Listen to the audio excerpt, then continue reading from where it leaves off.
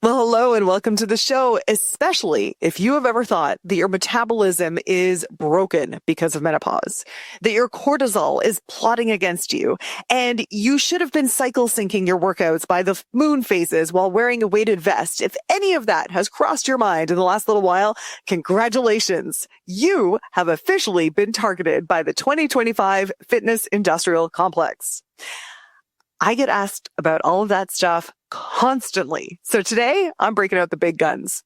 Dr. Lauren Colenso-Semple is a PhD expert in female physiology, researcher at Mass Research Review, and certified slayer of fear-based bullshit fitness marketing.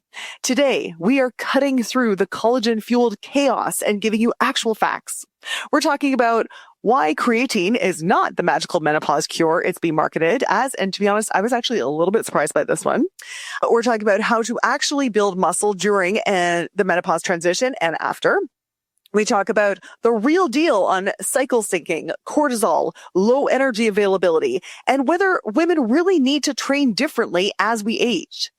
Most importantly, we are talking about how to spot sciencey sounding bullshit online and my 5 C questions that you should ask before trusting anyone's health advice. And actually, Lauren gave me a 6th C that is really important to hear about. Bottom line, if you are ready to stop being marketed to and start actually getting fitter, stronger, and healthier, this is the conversation you need. Let's get into it. Breaking news. Your dream life isn't going to happen because you made a vision board. You're going to need goals, grit, and some woo-woo shit. This podcast is about getting clarity on what you want, having the grit to do the actual work, and most importantly, constantly training your brain to be your bitch. Ready to be inspired? Here is your host, best-selling author, Una Duncan.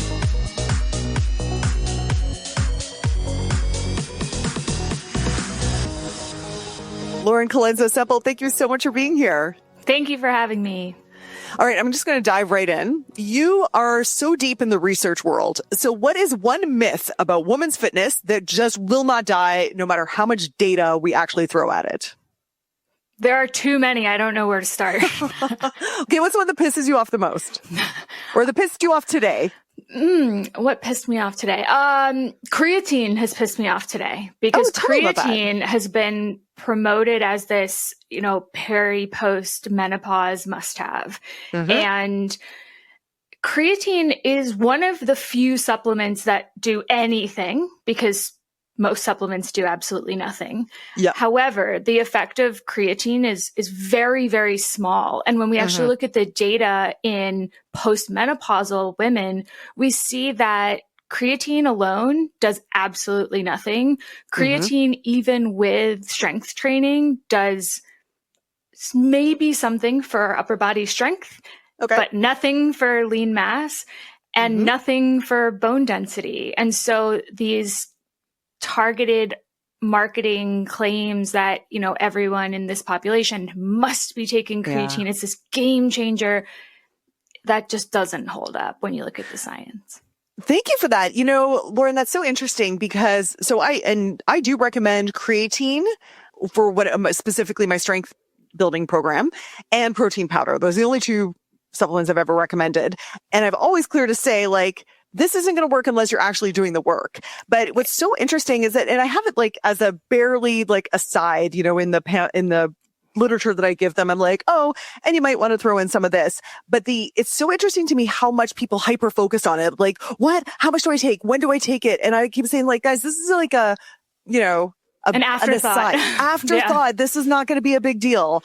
But people do tend to really want, I don't know, do you think it's people want the magic bullet, or what do you think it is that people will glom onto a supplement and make it their new life's work to get enough of it?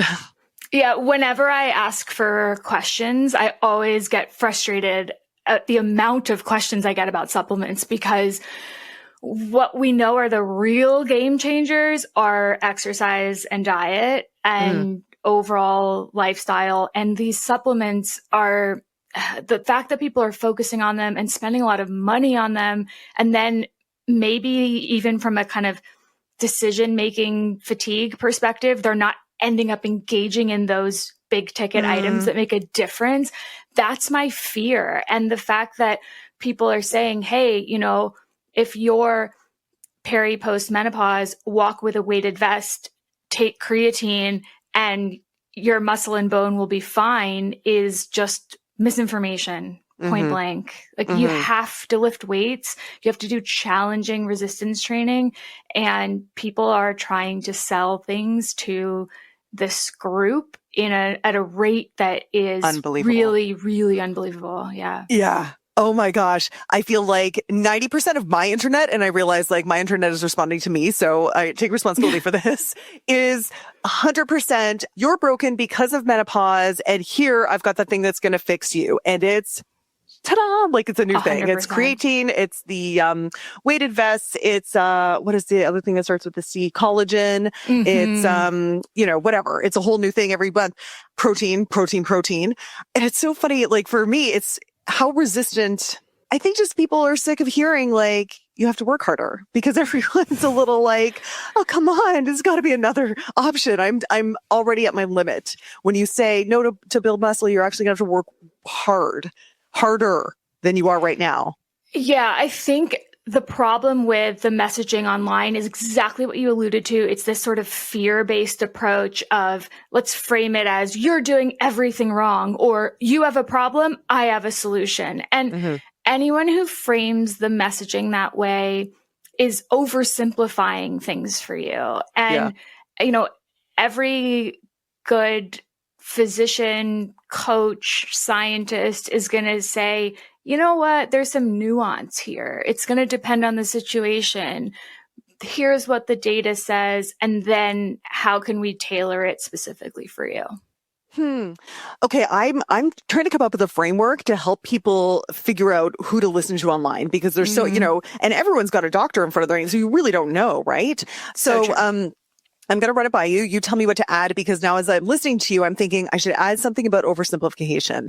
So this is what I've got so far. And I think I'm really clever because it's come up with C's. Okay. So the first one is credentials. Does this person actually have the credentials to talk about this? I know everyone says doctor, but if you're going to talk about hormones, that should come from an endocrinologist and maybe not a chiropractor. Okay. Fair. Yeah. 2, consensus. Is this person saying things that are basically agreed upon among their peers, or is this like the lone wolf of endocrinologists who's saying something completely different than everybody else? Okay. Yeah. Agree? Conflict of interest. Does this person have a reason to, like, who is benefiting from this information that they're telling you? Yeah. 4, common sense. Does this match your common sense? Are they telling you the fruit is making you fat, or you should stick coffee up your butt? Right? Probably a red flag. Okay, red flag. And then my final C is confirmation bias. Am I attracted to this information because it's something that I already want to believe in? Those are all great. Yeah. I think we all tend to do that. Well, I think communication style, if we're going to stick with the C's, yes, thank you. is a good one, because again, what I was just talking to, how am I framing this message? Is there any nuance? Is there any open-mindedness? Am I willing to change my mind? Yes. Am I always presenting you with one solution for all of these problems? That's probably, it's just not the way it works. Human physiology is more complex than that. Yes. And then, when you think about, is there consensus? Often the people who you should avoid refuse to engage with questions from their followers, with comments from other experts in the field. And that is a big red flag, because somebody who is evidence-based will welcome that conversation. That's how we move forward as scientists. That's how clinicians improve their practice. You want other opinions, because then you talk about it, and that's how everyone gets better. Yes, I love this. Someone that I admire so much, she told me that the one of the ways that she uses ChatGPT the most is that she puts in her beliefs and her framework, and she says, please challenge me on this. Right? And so I think that's true. If you get someone on there who's like, I don't want to hear any dissenting opinions, then you're like, okay, well, that's not really a sign of intelligence, I don't think, or growth mindset. No. And as you mentioned, the kind of commercial factor is a problem, because if it's everything I'm telling you to do is in service of me selling you a collagen supplement, or selling you a weighted vest, or selling you my nutrition program or my book or whatever the thing is, then that's problematic, because people can be easily misled. And, credentials, unfortunately, don't necessarily make somebody legitimate these days. Mm-hmm. And the number of followers is this sort of perceived level of legitimacy. And that too, when you're getting information about your health, that's not good enough to say this person has 1 million followers, so they must know what they're doing. Right. This person has 1 million followers because they're really good at coming up with social media hooks. Yeah. Yeah. Which is a very different skill than science. Yeah. And actually, I wanted to ask you because, I think a lot of people would say, well, yeah, I'm selling the collagen because I 100% believe that it's going to change your life because the science says blah, blah, blah, blah, blah. I mean, what would you respond to that? And, I'm someone who sells, not sell supplements, but I do have a book. I have a program. And also I want to be presenting the latest stuff that's real and help people. So what would you say to someone who responds like, yes, of course I'm selling it. It's because it's the ultimate thing that's going to save the world. I think we need to look at the evidence that they're using to support the claim or pitch the sale. And often people will cherry pick a single study and say, look at this, this is a game changer. Or what the study shows is, this potential mechanism could do this. I'll give you an example. There's a lot of chatter about fasted training right now. Yep. And this has been an interesting journey in our field, because when you look at what somebody is burning or oxidizing during exercise acutely, so just a single bout of exercise, you can say, are we using carbohydrates? Are we using fat? So when people started measuring participants who were training fasted, they found that they were using more fat as fuel. And so the hypothesis generated from that was, hey, so if we're going to use more fat as fuel and we do it over time, does that mean we could decrease body fat with fasted training? And this was a thing that was popularized certainly in the kind of bodybuilding industry. People were doing all this fasted cardio. Yeah. But when you actually test it long term, like I said, human physiology is complex. It's dynamic. It doesn't pan out that way. So what we measure really short term doesn't pan out in the long term. You can train fasted, you can train fed, you're going to lose the same body fat. But if I wanted to say, hey, here's my fasted training program, and I can pick out a study that talks about fat utilization, that's an example of how I might do that in a way that is, arguably disingenuous, but I'm still citing a study. And that's the problem. Sure. Everyone's citing a study these days. There's a study for everything. It's like Christians backing up stuff in the Bible. You can find something in the Bible that's going to back up anything. Yeah. 100%. You can find a study for anything that will say something somewhere. And so the confirmation bias you alluded to not only is a factor for the follower, for the audience, but also for the poster, because if they have an angle, then they can find something to support it. For sure.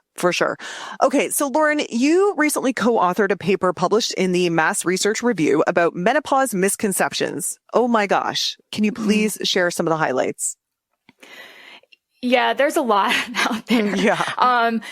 Certainly about exercise. There's a bunch going on. For peri-post menopause, one of the misconceptions is that you have to lift extremely heavy weights, so that we have to be doing less than 5 rep max type training. Yeah.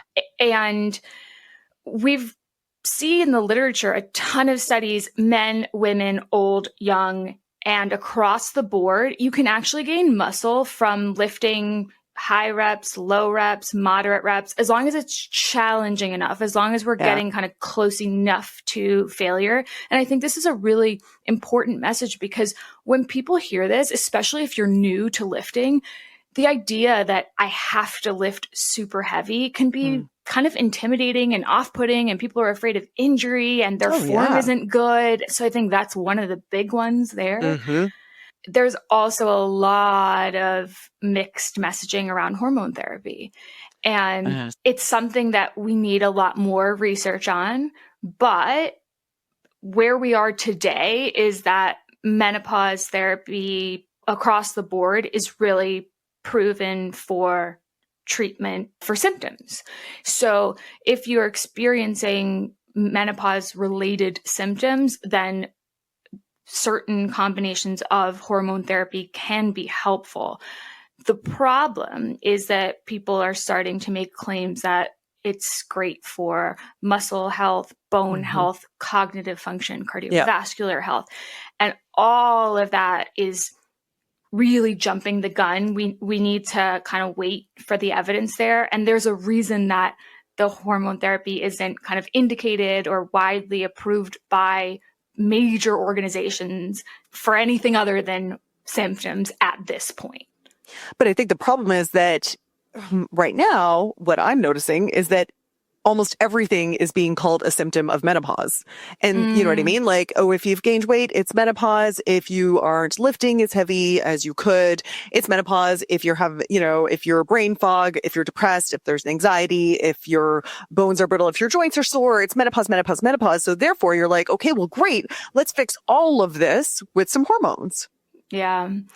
One of the biggest missed things here is that often during the menopause transition, people have other life transitions. So perhaps you had kids and now they've gone off to college. Perhaps you retired. Perhaps you used to be really physically active and you're not as active anymore. Perhaps your diet has changed. And these are things, small things that can really add up. So your overall physical activity, your structured exercise habits, your dietary habits, those can start to shift. And they often do shift with age.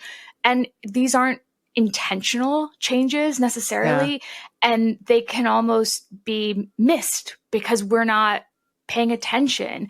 And then all of a sudden you are gaining some weight and you are feeling more lethargic. And there are a lot of downstream effects if you don't approach this phase of life really intentionally. I have a reel that it starts out with no, menopause is not making you fat. And people are so angry when I say that. They're so angry and they will swear up and down, but I'm not doing anything different. The only thing that's changed is menopause.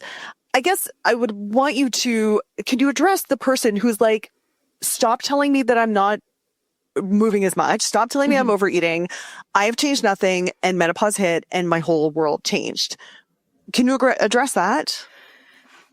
I'll start by saying from a scientific perspective, there's a lot that we don't quite understand. An example of that is body fat redistribution. So it's true that for some women, they will experience a shift in body fat and you'll end up with more visceral fat or fat around your midsection than you had pre-menopause. This isn't for everybody, but some people do experience this.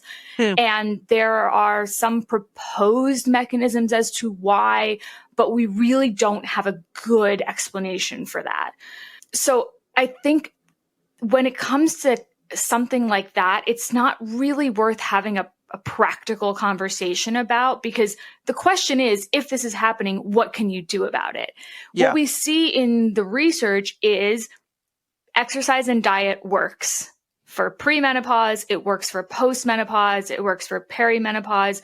If you are creating a calorie deficit, if you're eating sufficient protein, if you are exercising, you can lose weight. You can lose subcutaneous fat, the kind of fat that we have under the skin. You can lose visceral fat, that deeper fat around the midsection and the organs that we talk about. But one of the things I think is fair to acknowledge is that if you're somebody who's experiencing debilitating symptoms like sleep deprivation, hot flashes, then it's reasonable to think, you know what, there's going to be some effect on my motivation to exercise, my energy levels, my diet, because I don't know about you, but if I go a couple days with terrible sleep, I'm not dying to go to the gym, and I'm not dying to cook a great meal. And so, I think that when people say this is my lived experience, I'm not disregarding that. I'm not saying that isn't your lived experience, but let's say you're right. But you're just saying, oh, it's menopause. It's related to the behavior change that is happening as a function of various things that are happening during that life transition. One of the things you talk about is muscle loss during the menopause transition. And as far as I understand it, the muscle loss is happening because of age, not because of hormones during the menopause transition. Is that true? Can you talk a little bit about muscle loss and how that might contribute to overall body composition? Muscle loss with aging is really clear. It happens in men and women. And the best way to combat that is with resistance training. You need to lift weights, and you can kind of support those adaptations of lifting weights with sufficient dietary protein. But the big key here is that you need to be lifting weights. There is a lot of messaging out there kind of blaming the hormonal shifts during the menopause transition. But when we actually look at the data, we're not seeing any additional effects or any exaggerated effects above and beyond the aging process. This is a function of people who are not being physically active enough. They aren't lifting weights, and aging is a factor.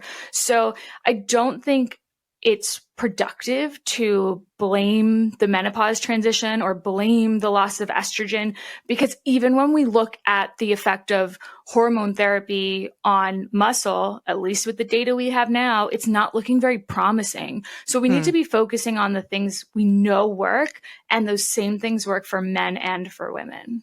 Right. Now, when someone is trying to determine if they're losing muscle or how much, what about those scales that you stand on and the home ones? I've always understand that they're quite inaccurate, but I'd like to know what you think, and maybe my information's out of date. Yeah. So those scales are using a technology called bioelectrical impedance, and it's basically looking at fluid shifts in the body. If maybe some of your listeners would have a gym that has one where you actually hold handles as well as standing on a scale. So in that instance, it's sending a current kind of through your arms and then through your legs and making some calculations and assumptions based on that. If you're just using the at-home scale, it's only sending that through your legs. Yeah. So it's not really a great estimation of body composition, and certainly not muscle. But if you're using the same one over time, could it be helpful for you?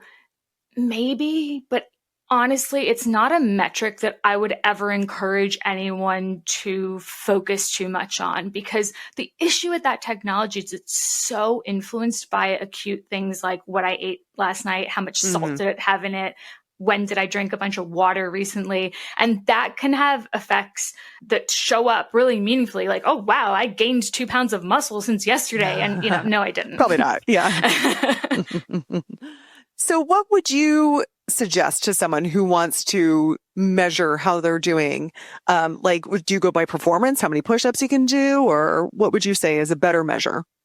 I think it depends on the goal. So I think having performance goals or trying to do a little bit more than I did last week is great, because it's encouraging, it's motivating, and I think we're more likely to stick to an exercise program when we get that good feedback. Hey, this is working. I can do more than I did last week. Feeling strong, feeling powerful, that's awesome.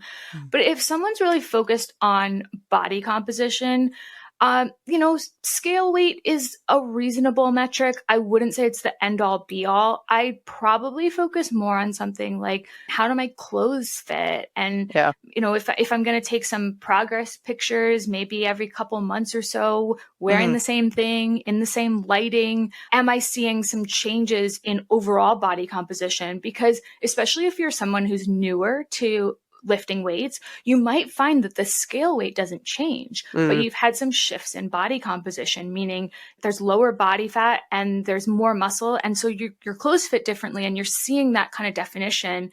And so I think those are some things to kind of keep in mind. I wouldn't get super focused on scale weight. Okay, I have another big hot button issue to run by you. What about cycle syncing? cycle Takes deep syncing. breath. The premise of cycle syncing is that the hormonal shifts that happen throughout the menstrual cycle will somehow influence your performance or your ability to adapt to exercise. So, let's say during this phase of the cycle, I can grow more muscle or get stronger, and therefore I need to be lifting weights. And then in this part, because of this other hormone profile, I shouldn't even bother lifting weights. I should stay home.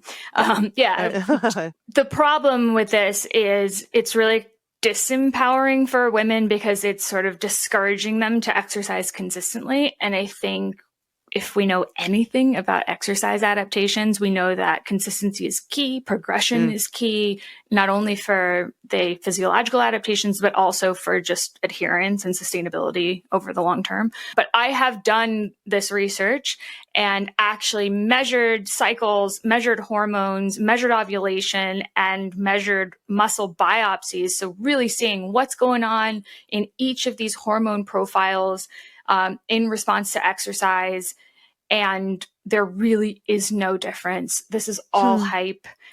We don't need to worry about adjusting training or nutrition around the menstrual cycle. Hey, super quick interruption. So my 100th podcast episode is coming up soon, and I would love your help celebrating. So if there's been a moment in the show, a nugget that blew your mind, a story that made you sit in your driveway to hear the end, maybe a moment you laughed out loud, I would love to hear about it. Just head to the show notes, hit the Speak Pipe link, and leave me a quick voice note. It's super easy, and you might just hear yourself on the 100th episode. Thank you so much. I spoke to another guest, Alyssa Olenek. Do you know her? Yeah. And she's great, right? Yeah. She and I were talking about why this cycle syncing is so popular, and she was saying, people just want kind of permission to relax a little bit, permission to listen to their bodies versus the constant go, go, go, push, push, push. Would you agree with that? Or do you think, I think women respond well to messaging that makes them feel seen and heard. And that is often messaging that says, you're not a man, you're a woman. I can give you this totally new program, diet, whatever it is, because you are a woman. And even if it's bullshit, it speaks to people who feel like, well, I don't want to just follow what my husband does or follow what my brother does. All this stuff is just for men. And I think in terms of being given permission to listen to your body, every exercise program should have some level of that built in. And we would call it auto-regulation. If you're not feeling well, if you didn't sleep well, if you're going through a period of high stress at work, take a day off, decrease the intensity, switch up the exercises, whatever, a single session is not going to make or break your long-term fitness. But the cycle syncing trend is promoting the idea that you should be kind of pre-planning these long week or 2 week long periods of time where you're doing something drastically different from what you did in the prior week or two. And that's just not a good plan. I can't think of a single scenario for coaching an athlete, for recommending fitness for overall health, where that would make sense to do. So is there any reason to train women differently than men? As broad populations, obviously an individual woman, an individual man, yes, but broad populations, is there any overall recommendations that should be different? No. When we look at the data and when I speak to people who have coached both men and women, and I am a former fitness professional who has also coached men and women, so I think we align not only on the science side, but also on the practical side. We need to be training people to meet their goals, and goals are individualized. People's availability and, timelines for goals are individualized. What is an appropriate program, your preferences, the exercises you like, the equipment you have access to, all of that should be individualized. But to say, you're coming to me as a client and you are a woman, and I'm going to have a whole different playbook of how we'll approach this journey together. Pink dumbbells. There's no evidence to support this. And it's unfortunate because we're in a time where there's so much messaging out there that's saying, throw out everything you thought you knew about fitness. You're a woman. You need to do everything differently. Yes. And there's also the message, throw out everything you used to know about fitness. Now you're in perimenopause. You need to do everything differently. So that was my second question for you. Do we need to train differently during the menopause transition than we did earlier? No. The same things that work when it comes to building muscle, losing fat for younger men, younger women, older men, older women, it's the same principles that apply. Yeah. So again, with that component of individualization always given some weight, because we need to find something that you like and that you'll do so that you can actually get those adaptations.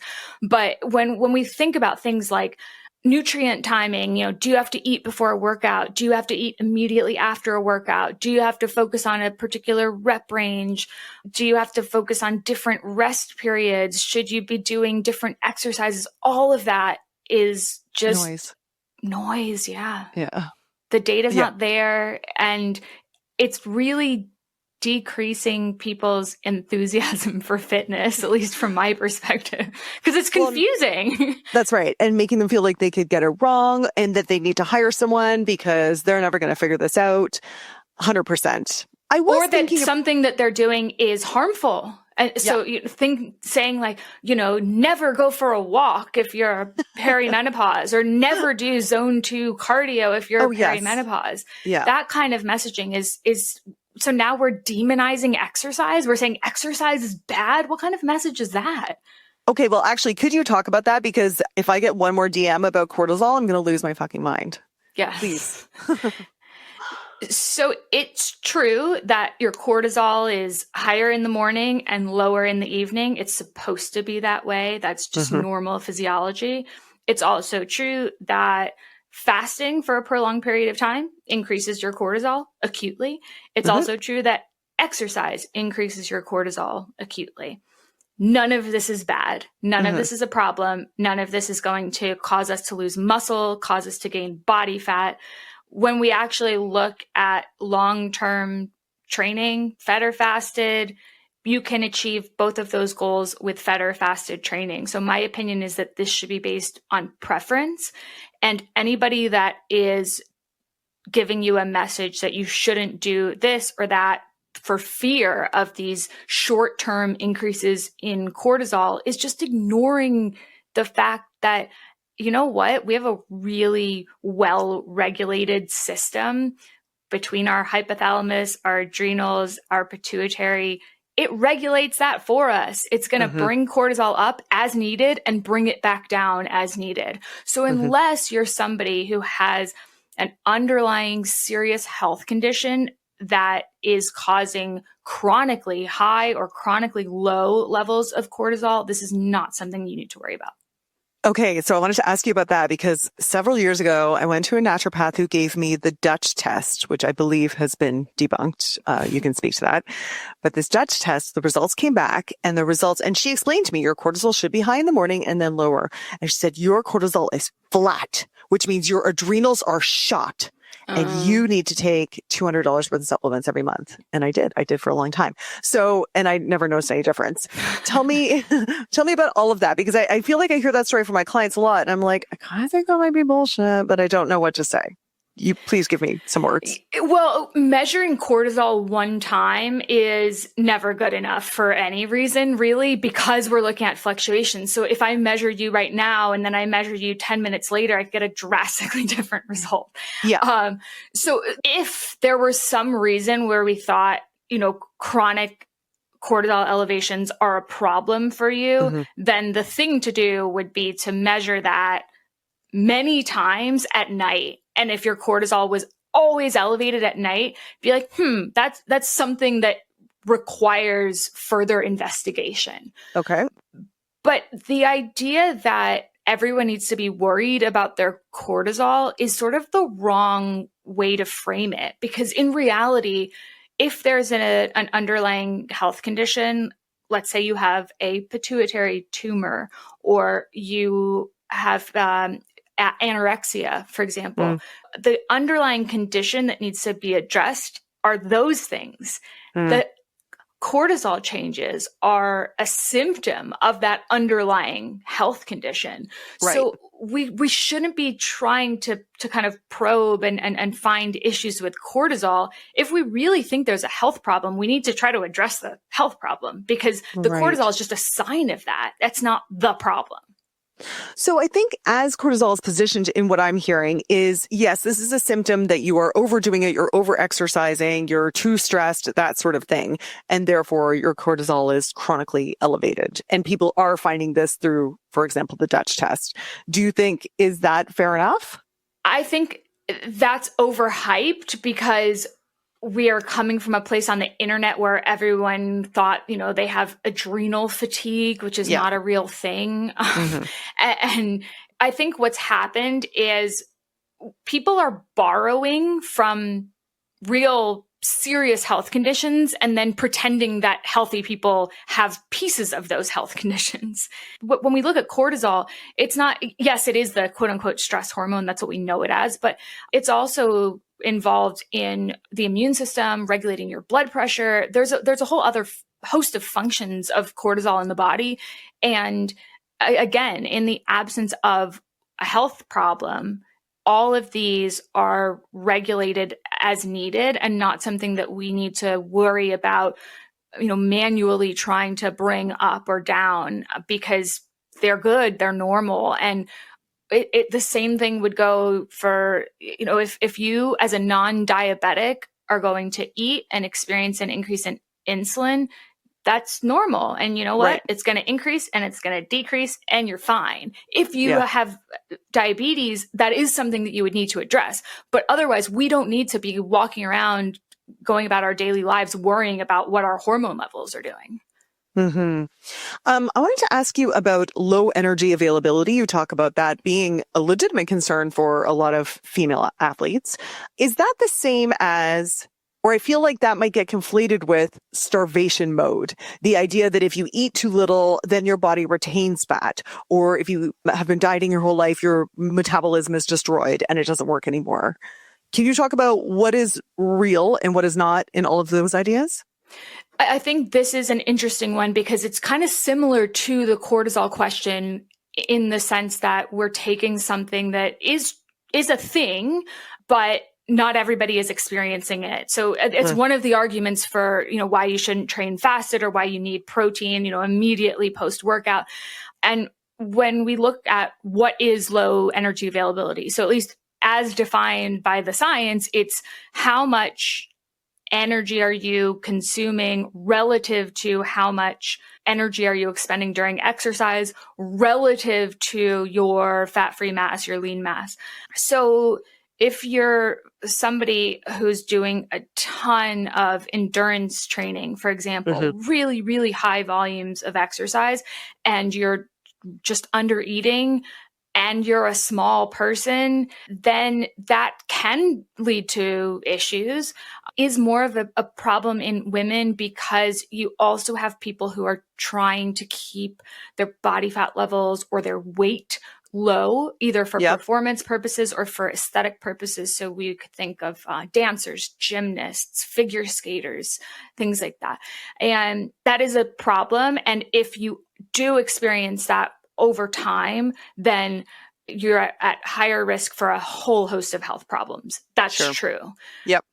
But the idea that the decision you make around a single meal or a day of eating or a particularly intense workout is going to all of a sudden affect body fat and muscle retention is not true. These adaptations, muscle gain, muscle loss, fat gain, fat loss, they all happen over an extended period of time because it's a balance of what are we eating? How much are we eating? How much are we exercising? And that's why, I can fast for 24 hours. I'm not losing a ton of body fat. I'm not losing a ton of muscle. But if I fast for a month, then yeah, I probably will lose a substantial amount of both. So we just have to kind of put it in a real life context. Yeah.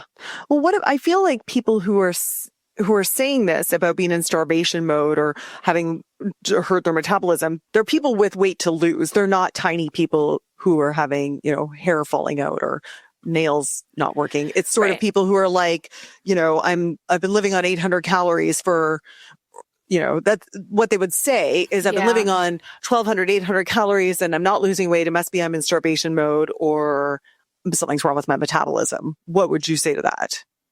I think there's a lot that we can tell ourselves about how we're eating that isn't necessarily the reality. So, for example, let's say I had breakfast and dinner, and that's what I'm tracking in my mind, but I also had a couple snacks that I forgot about, or I was making food for my kids and I, took a few bites here and there, or what I used to do in terms of physical activity isn't the same as what I do now. And so maybe I used to live in a walking culture and now I live in a driving culture, or maybe I'm so busy that now I'm not able to get to the gym as often. And it's these little things that really start to add up, because when you have people actually in a metabolic ward and they are monitored for how much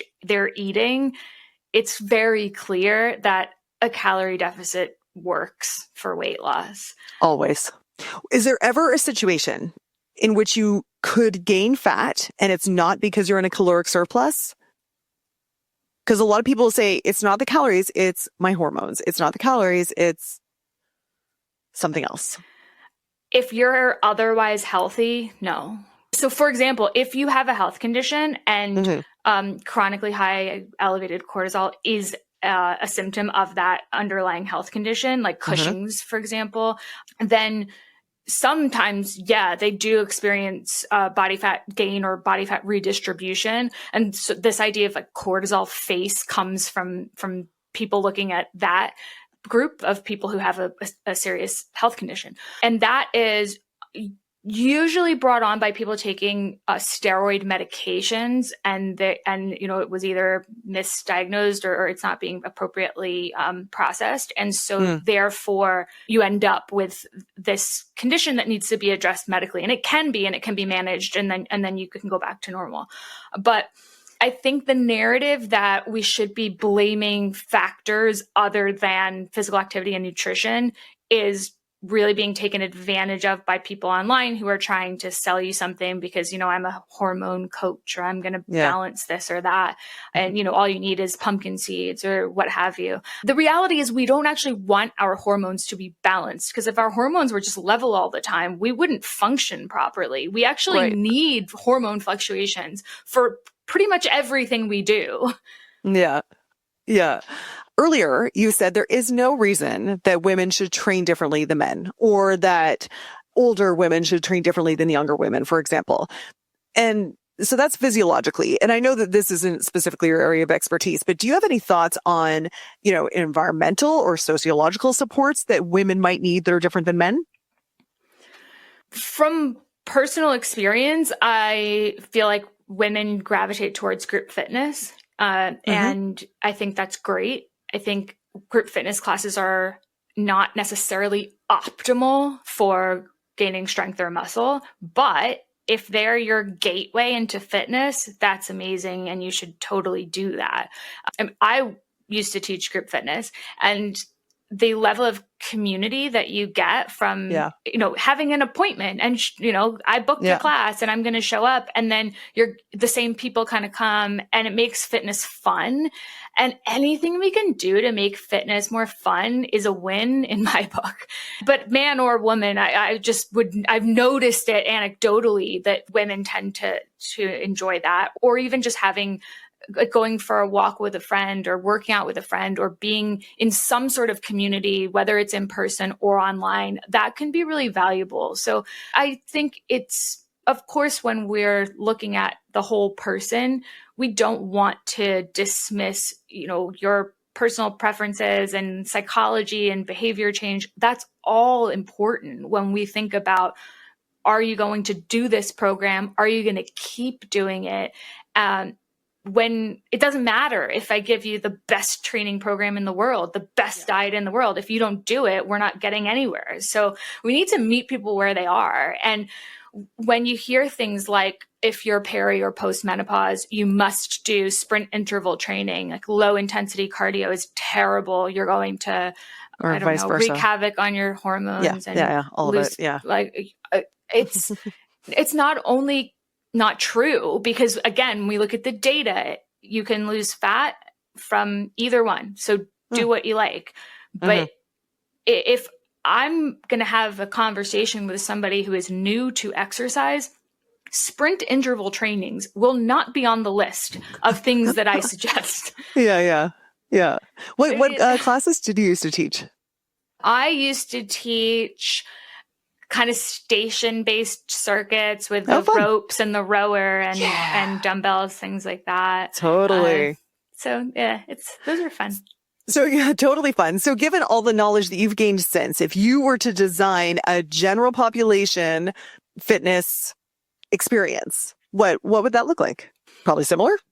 Yeah, I mean, I think the one downside of most group fitness is that you're not getting enough resistance training, especially in the upper body. So it's really hard to do like a good vertical pulling movements, for example, and or even effective rowing movements. So for example, my mom used to do body pump. She liked body pump and she'd go 3 times a week and she liked the people there. And I'm like, great. But when you're done, go into the main gym and do some lat pull downs and some seated rows, because you're missing out on that. And she would do that. And that's great. My thing about body pump too is the deadlift weight is the same as the overhead press weight. And I'm like, then you are not deadlifting nearly enough. And moving to the music is inherently limiting your opportunity to progress. So one of the biggest things that we can do with lifting that's important if we want to continue to stimulate the muscle appropriately is do a little bit more. So either lift a slightly heavier weight or do a couple of extra reps at the same, do another set of the same exercise, all of that. And that's not built into group fitness. So I think, like I said, it's a good gateway, but it's not optimal. Another thing that I think is a great option is machine training, because if you're somebody who's new to the gym and you're kind of intimidated and you're not really sure how to do the exercises and you don't necessarily have access to or want to spend money on a personal trainer, then some of those machine-based circuits can be a great entry point because they're pretty safe. They're pretty easy to figure out how to use, and they tend to target a sufficient number of muscle groups if you kind of go around that circuit in your local gym. Yeah. And can I also get your opinion on resistance bands? We use a lot of resistance bands, and a lot of times people are like, but we need weights. I'm like, no, you need resistance. As long as you go to failure, you're getting the work done. I love bands. They're portable, and you can wrap them around anything, a door, a tree, whatever. And maybe it's a bit harder to lower body, like calculate how you're progressing. And then, also lower body exercises. But I think if you're someone who's trying to work out at home, for example, and you can get, let's say, one pair of heavier dumbbells or something for your lower body work, and then use a lot of those bands for the upper body work, you can get an excellent workout. Yeah. Agree with you on that. Lauren, is there anything else that you'd want to say to, women who are in the perimenopausal, menopausal stage, who are feeling like their fitness has stagnated or that they're feeling a little defeated by the normal changes of aging, and they're really overwhelmed with all of the stuff on social media of everything from cortisol face to whatever, shove collagen up your butt, whatever it's going to be this week? Limit your time on social media if you can. I think social media can be good and bad, but I definitely would be pretty cautious about making major health decisions based on what I see online. I think it's important to try to identify trustworthy people to follow and then ask them for advice on other trustworthy people to follow. Because typically, if you can identify one, then you can kind of get a sense of who their colleagues are and who they respect and work well with. And I think the exciting part about looking at the training adaptations we can get with aging is even if you've never been active before, you can benefit. You can wait until you're 80 and start lifting weights and you can gain muscle. And that's awesome, right? Because it means that there's always, this is an optimistic take.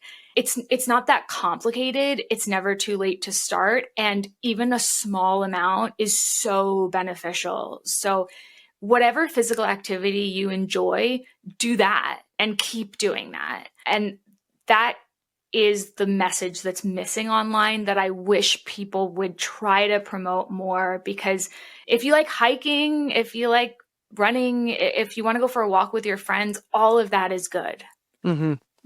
Absolutely. I mean, this just doesn't sell, does it? No, it doesn't. That's why you're not hearing that online. Right. Lauren, I've loved this conversation so much. I know people are going to want to start following you and your work. Where can people find you and learn more from you? I am on Instagram. It's Dr. Lauren CS1. I also recently launched a podcast called Front Page Fitness with my friend and colleague, Eric Trexler. And we're kind of having fun breaking down some silly fitness headlines and then also talking about some of the real stuff that's going on, but just kind of keeping it light, keeping it topical.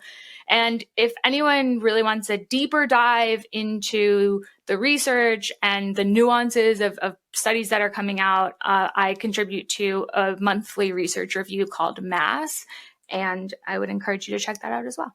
Amazing. Thank you so much for being here and debunking all of those misses. Did we miss anything? Is there anything that's pissed you off that we haven't touched? Or did we hit all of the annoying things? Ooh. Oral contraceptives. They don't make a difference. They're fine. Take them, don't take them. They won't affect your exercise performance. That's one of the other ones that is out there. And, oh my gosh. And yeah, stay safe out there. It's tough.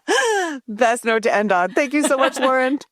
Okay, I hope you got a lot out of that. Listen, I know you know that I am so open to learning from my guests and changing my mind. But I have to say, my ego loves it even more when they prove that I am right. Can I just have a moment to emphasize some things that are very controversial? When I say these things online, people get pissed. But as you heard today, 1, menopause is not making you fat. 2, you can build amazing muscle using resistance bands. You don't need to lift heavy weights, although they're totally fun if you love doing that. No supplement is going to make that much of a difference. You really just have to put in the hard work. Also, you don't need to train differently because you're female. You also don't need to train differently because you're older now. What's most important in getting fitter and healthier is an individualized training program that works for your body and your life so that you can do it consistently with all of the challenges in life, including aging and hormonal fluctuations, but also all of the other factors that just make us fucking human. And if you are consuming any content online that's making you feel broken, fearful, and angry, they're probably manipulating your emotions to capture your attention and then your wallet. Keep calm and remember the 6 C's: credentials, consensus, conflict of interest, common sense, confirmation bias, and what is the communication style? Do they allow for nuance and individual variation, or are they just pounding a platform? Listen, you probably have a million friends right now who are being targeted with all of this stuff. So please send them this episode. We need to stop getting distracted by this shit so that we can focus on doing the real work of getting consistent with the basic healthy habits that actually matter. And if you don't know what those are, I call them 7 habits of highly healthy motherfuckers. They're in my book, Healthy as Fuck. All right, go to it. I'll see you next week. Hey dude, thanks for listening. If you like this episode, make sure you're subscribed so you can get the next one. And by the way, if you rate and review this podcast, it really helps me get found by other people who need some goals, grit, and some woo-woo shit. And be sure to connect and DM me at Una Duncan on Instagram and let me know what you thought of the episode. Chat soon.